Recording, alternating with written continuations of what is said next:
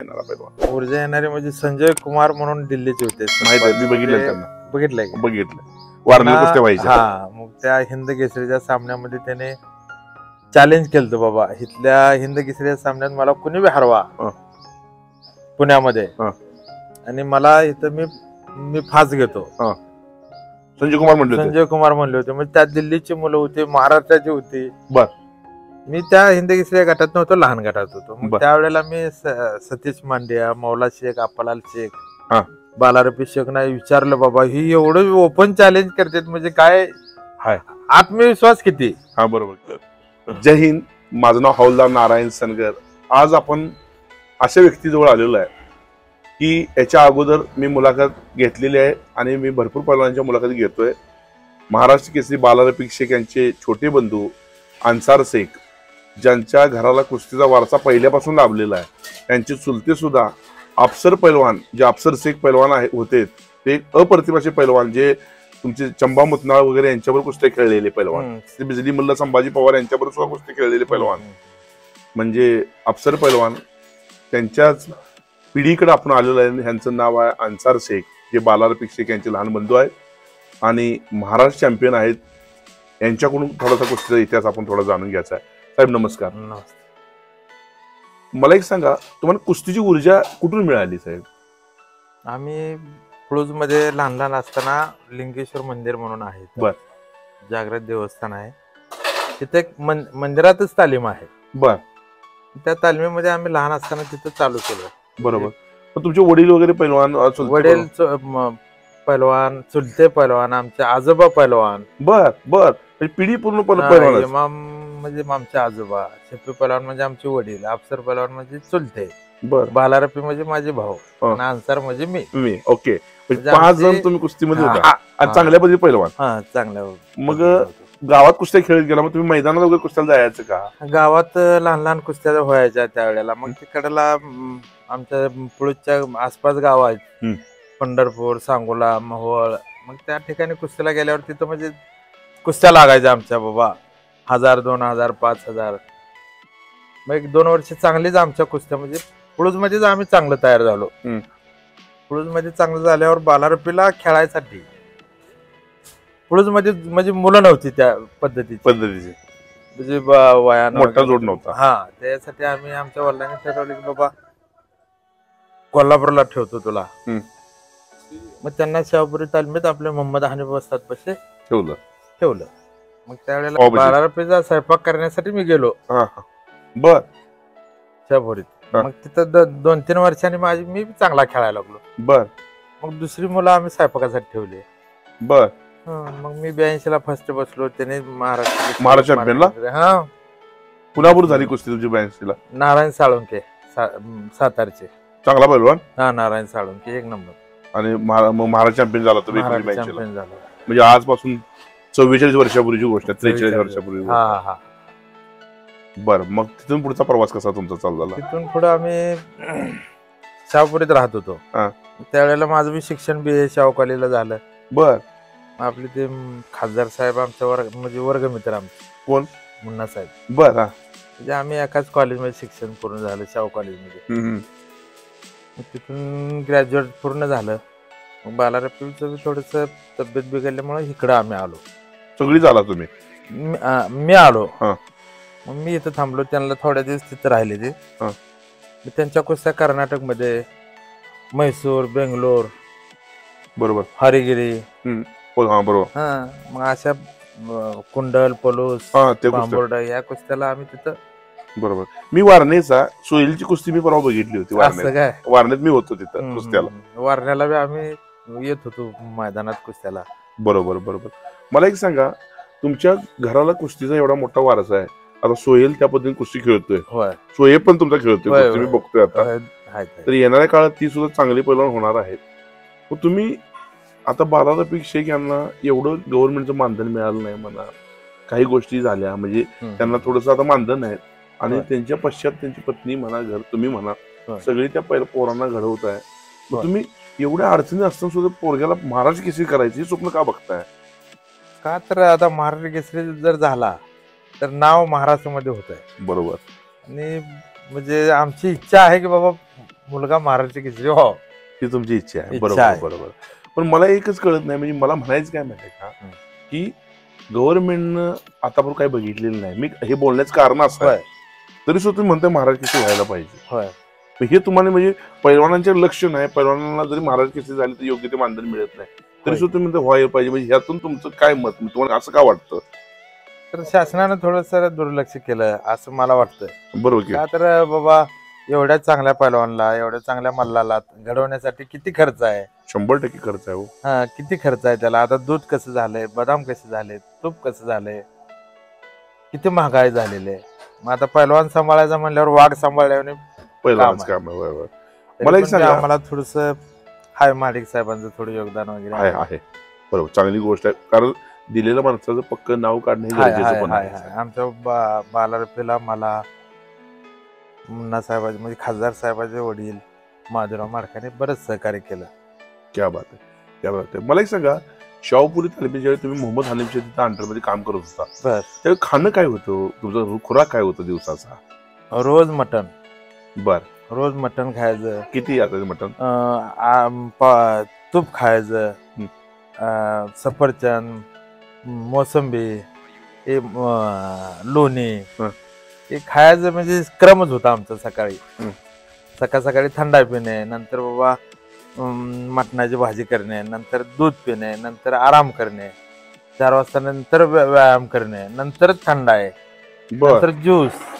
चालूच होतं खायला. हे दिनक्रम जेवायचं आणि हे बनवायचं आणि खायचं हीच. बरोबर. ते काय त्यातच राहावं लागतंय. हे खाणं तर झालं, पण खाणं पचवण्यासाठी तुमचा व्यायाम काय असायचा? पचवण्यासाठी तिथं मोठे मोठे मल्ल होते बाबा. संजय पाटील आटक्याचे, अमृता मोहोळ, सतीश मांडे इंदोरचे, बरोबर, आपले मौला शेख, अप्पालाल शेख, मारुती वडर, हे मोठे मल्ल होते तिथं तालमीत. तुमचा व्यायाम काय असायचा? व्यायाम त्या सगळ्या बरोबर खेळायचा, रस्सी वडायची, दोरवर चढायचं, म्हणजे सपाटी मारायची.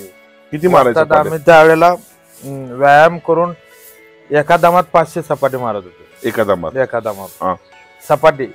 व्यायाम बैठक 500 मारायचं. म्हणजे व्यायाम झाल्यानंतर, व्यायाम झालं पासा मुलासंग खेळून तालमीत मग एवढा व्यायाम करावा लागायचा. बरोबर. कारण महाराष्ट्र केसरी होणं एवढं सोपं नाही. महाराष्ट्र केसरी हे म्हणायचं आहे फक्त, पण सोपं नाही. लय कठीण आहे.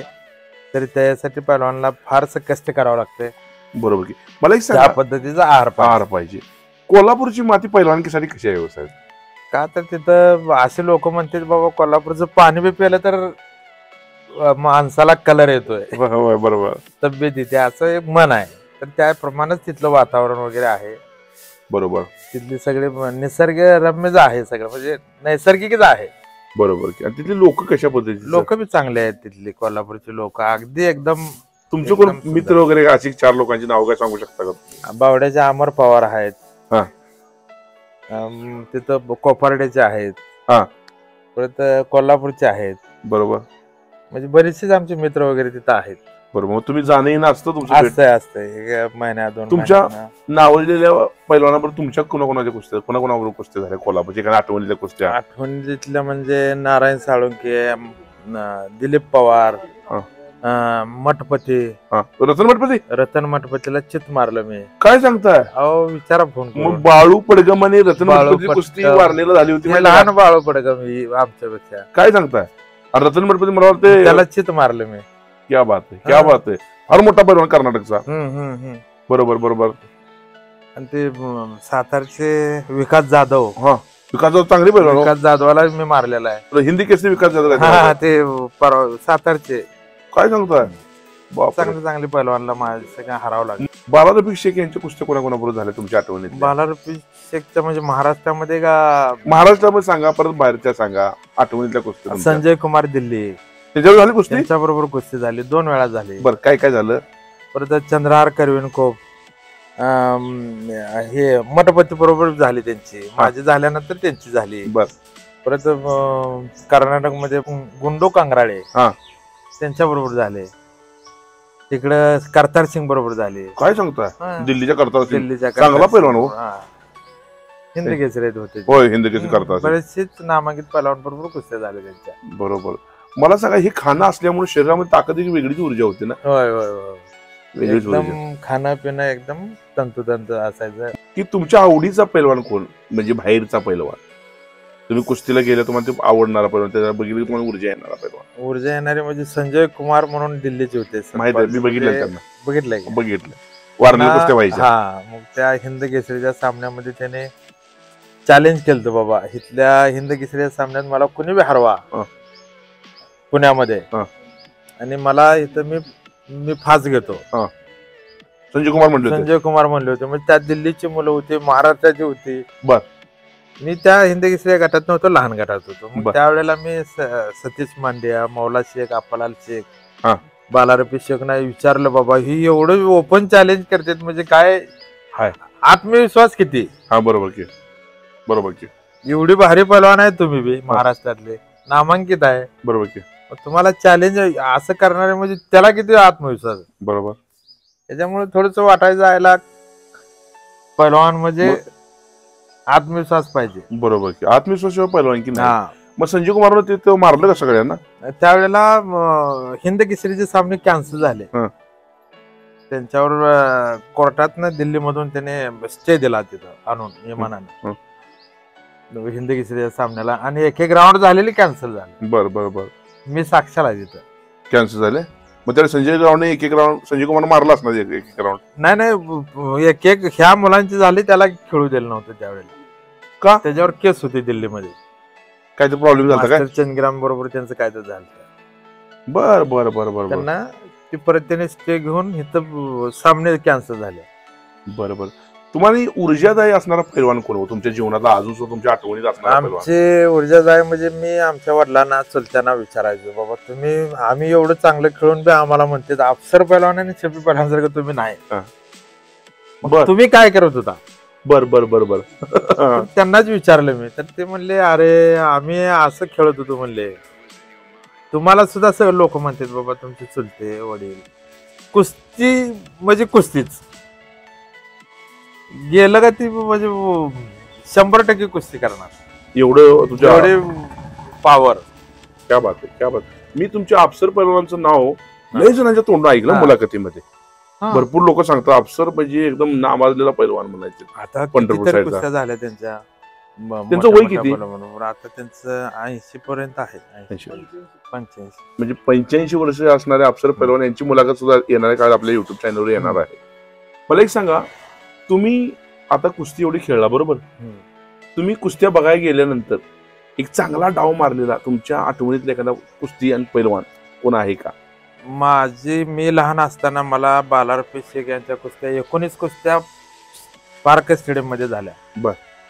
एकमेव पैलवान महाराष्ट्रात बालारपी शेख, की त्याची कुस्ती 100 रुपये तिकिटानं होते. कुठं? 8 दिवसाला सोलापूरला. बर. 19 कुस्त्या तिकीटवर लावून झालेल्या आहेत. क्या बात आहे, क्या बात आहे. म्हणजे एकदम जबरदस्त पैलवान होते, मैदान होते, पण तिकीट लावून पैलवानची कुस्ती बघणं ती सोपी गोष्ट हे अजून मी ऐकलं नाही, नंतर अजून ऐकलंच नाही आणि होणार नाही बहुतेक. तर 19 कुस्त्या मारलेल्या त्याने. आमदार नारायण पाटील असतील, रावसाहेब मगर असतील, मोठा का छोटा? छोटा रावसाहेब मगर असतील, परत दत्ता वाघमरे असतील, ही कुस्त्या माझ्या समोर झालेल्या आहेत. आबा मस्के असतील, अंगावर काटा येतोय. तर 19 कुस्त्या त्यांच्या पार्क मैदानात तिकीट लावून झाल्या. आणि रावसाहेबच्या वेळेला स्टेडियम मध्ये तिकीट संपल्यावर गेट तोडलं लोकांनी आणि आतून बसली. म्हणजे एकमेव आता कसं आहे, कुस्त्या भरवतात लोक गोळा होण्यासाठी. बालारपीची कुस्ती तिकीट लावून सुद्धा स्टेडियम फुल असायचं. क्या बात, क्या बात आहे. फार मोठी गोष्ट आहे. आता तसं होत नाही, होऊ शकत नाही. तिकटावर कुस्ती बघत नाहीत लोक. बरोबर की. त्यावेळेला कुस्त्या 8 दिवसाला सोलापूरला कुस्ती तिकीट लावून होते. क्या बात आहे, क्या बात आहे. मला एक सांगा, कोल्हापूरचा एखादा तुमच्या आवडीचा पैलवान? कोल्हापूरचा आवडीचा पैलवान म्हणजे मोहम्मद अण्णा आमचे वस्ताद होते. म्हणजे त्यांची कुस्ती बघितली नाही मी, आणि ते मोहम्मद अण्णा आमचे वस्ताद होते. त्यावेळेला श्रीपती खचनाळे होते. श्रीपती खचनाळे कसे पैलवान हो? ती तर काय, आता ते पहिले हिंद केसरी आहेत ते म्हणल्यावर ती काय, आम्ही काय ते खेळ बघितले नाही असं सांगतेत लोक. मोहम्मद अण्णांचं काय कुस्ती बघितली नाही आम्ही. आमच्या वेळेला शंकर तोडकर हे जे वाकऱ्याचे वस्ताद होते तिथं, म्हणजे आमच्या जोडीत होते. मोठी जोड होती, ते वारले, त्यांचं निधन झालं. म्हणजे चांगले म्हणजे करून घेणे फक्त मोहम्मद हनीफनं, पहिलवान घडवणे फक्त मोहम्मद अण्णांनी, एवढं हे होतं. मला एक सांगा, कुस्ती खेळत असताना तुम्हाला जुनी पिढी आणि नवीन पिढी यामध्ये काय फरक वाटतो तुम्हाला कुस्ती आता पहिलवान? आताच बोलण्याचं म्हणजे थोडस कसं आहे, आताच्या मुलांना थोडस मेडिसिन वगैरे जे काय चाललेलं आहे, तरी हे चुकीचं आहे मला वाटतंय. मुलांनी कुठल्याही, आम्हाला अंग दुखलं तर गोळी कधी खाल्ली नाही आम्ही. आता हे थोडस कानावर ऐकून थोडस वाईट वाटतंय. इंजेक्शन वगैरे हा प्रकार काही नव्हता. मला थोडस वाटतं की बाबा मुलांनी सुद्धा थोडं शरीरावर लक्ष द्यावं. तसं काय करू नये, त्याने तुमचं नुकसान आहे तुमच्या शरीराचं. बरोबर. येणाऱ्या पिढीला धोका आहे. फार मोठा संदेश ते देत आहे, कारण आज इंजेक्शन घेताना आज ऊर्जा मिळते, परिणाम उद्या फार मोठा होणार आहे त्याचा. हे असं होऊ नये म्हणून एवढीच खंत आहे. आमची फार मोठी गोष्ट आहे, कारण व्यसनाधीनता पैलवानकीला असणारा काळिंबा आहे, आणि ह्यापासून जर वाचायचं असेल तर ह्यांचा संदेश फार मोठा आहे. काही क्षणासाठी तुम्ही ते पद मिळवू शकताय, म्हणजे तुम्ही महाराज चॅम्पियन होऊ शकता, पण तुम्ही एकदा तिथून संपून गेला तर तुमचं अस्तित्व संपून जाईल. त्यामुळं व्यसनापासून मुक्त राहायचं आहे, फार मोठी गोष्ट आहे. मला एक सांगा, नवीन पैलवानांना तुम्ही शेवटी काय संदेश देशील? नवीन पैलवानांनी आपल्या नियमितप्रमाणे आपल्या वस्तादांना, वडिलांना, आई वडिलांना आदर ठेवावा, एक प्रश्न, मान ठेवावा. बरोबर. आई वडील वस्तादांचा मान ठेवावा तुम्ही म्हणताय, गुरुवर यांचा मान ठेवावा, याचं कारण काय, असं का सांगताय तुम्ही? आई वडिलांचा गुरु जर मान ठेवला तरच त्याला यश मिळत आहे, नाहीतर नाही मिळणार. नाहीतर त्याला यश मिळत नाही. किती चांगला पैलवान असला तरी, चांगला असू द्या, वस्तादचं त्यांनी मानच ठेवला पाहिजे. मी मोठा आहे, त्याला मान मानलं तरच पुढं कुस्ती आहे. त्या कुस्तीत तर वस्तादचा पहिल्यांदा मान ठेवावा, आई वडिलांचा मान ठेवायचा, लहानाचा आदर करावा, थोरल्याचा आदर करावा, तर हात मोठा पैलवान होतोय, नाहीतर होत नाही. क्या बात आहे, क्या बात आहे, फार मोठं गोष्ट सांगितलं. मला एक सांगा, श्रीपती खंचनाळे, मोहम्मद हनीफ पैलवान बघितले, गणपतराव आंधळकरांना तुम्ही जवळ बघितलं, त्यांच्यात अशा काही गोष्टी होत्या का हो? आता ते कसं आहे, आम्ही ज्या वेळेला गेलो तर आम्ही लहान, त्यांच्यात तशा गोष्टी होत्या का? होत्या, म्हणजे ते त्यांचा स्वभाव कडक, बाबा ते आपल्या शिष्यांना समजून सांगत होते, व्यायाम कसा करा, आई वडिलाला घरी थोडं व्यवस्थित हे बोलत जावा, लहान भावाचाच मान ठेवत जावा, थोरल्या भावाचा, असे आम्हाला सांगत होते त्यावेळेला. आणि नंतर व्यायाम करा, परमेश्वर तुम्हाला यश देणार. क्या बात आहे, क्या बात आहे, फार मोठी गोष्ट बोलतायत. बरोबर आहे.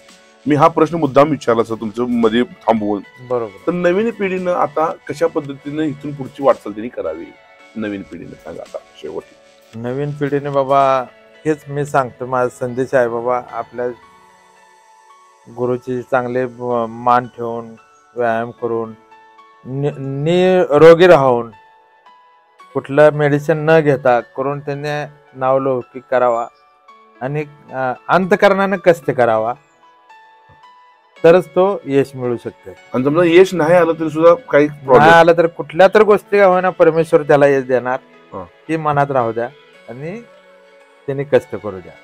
बरोबर. आज पैलवान महाराज चॅम्पियन अन्सार शेख यांच्या जवळ आलो. त्यांच्या पूर्ण पिढ्यांचा इतिहास कुस्तीमधला फार मोठा आहे. बाला रफिक शेख असू देत, अन्सार शेख असू देत, भाऊभाऊ आहेत, चांगल्या पद्धतीने कुस्त्या करतात, केलेल्या आहेत. इतिहासामध्ये त्यांचं नाव एक फार आदराने घेणारी व्यक्तिमत्व म्हणजे अन्सार शेख आहेत. यांच्याजवळ आलो, त्यांनी नवीन पिढीला पण एक चांगला संदेश दिला, आणि नवीन पिढीने कशा पद्धतीने कुस्त्या कराव्या, कशा पद्धतीने राहावं, कशा पद्धतीने संस्कारिक जीवन जगावं, हे फार मोठा संदेश त्यांनी दिलेला आहे. एवढंच मी बोलतो. आणि आज खरंच एक ऊर्जादायी शब्द ऐकायला भेटलेत, ही मी भाग्यशाली समजतो, आणि मी इथंच थांबतो. जय हिंद, जय भारत. नमस्कार. नमस्कार.